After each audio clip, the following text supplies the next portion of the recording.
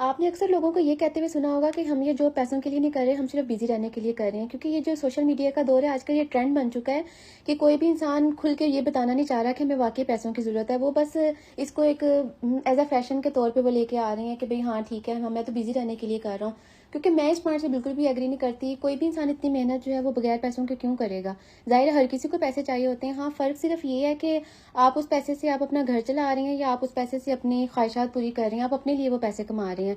कि आपको ये है कि आप अपने पैरों पे खड़ा होना चाहते हैं, आप इंडिपेंडेंट होना चाहते हैं। क्योंकि मेरा ये ख्याल है कि जहाँ पे सोशल मीडिया पे इतनी ज़्यादा जहाँ पे बुराइयाँ हैं, वहाँ पे इसकी अच्छाई ये है कि इसने हर इंसान को अपने बारे में सोचने का मौका दिया है। क्योंकि अगर ये हाउसवाइफ भी हैं, वो घर में रह के काम कर रही हैं, तो उनमें भी ये एक चीज़ आई है कि वो ये चाहती हैं कि हम भी कुछ करें। जैसे हर किसी ने अपने यूट्यूब चैनल्स बनाए हुए हैं, वो व्लॉगिंग करती हैं अपनी किचन की, अपने घर की जो डेली की रूटीन्स हैं वो आप सबसे शेयर करती हैं। तो ये भी एक मेहनत है इसके लिए। ये बज़ाहिर हमें बहुत ज़्यादा ईजी काम लग रहा होता है, लेकिन ये बहुत ज़्यादा मुश्किल है।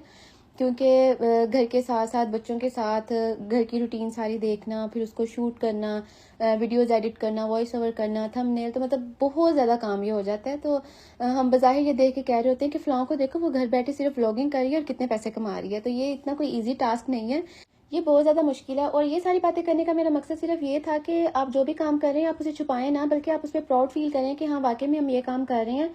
क्योंकि बहुत सारी इन्फ्लुएंसर्स हैं, आप ये नहीं है कि उन्हें अपने घर में किसी चीज़ की तंगी थी या वो इस वजह से वो कर रही हैं। तो हर किसी का एक अपना शौक होता है। तो आप इस पे दूसरों को भी बल्कि मोटिवेट करें कि कोई भी हो सकता है कि किसी को आपसे मोटिवेशन मिल जाए।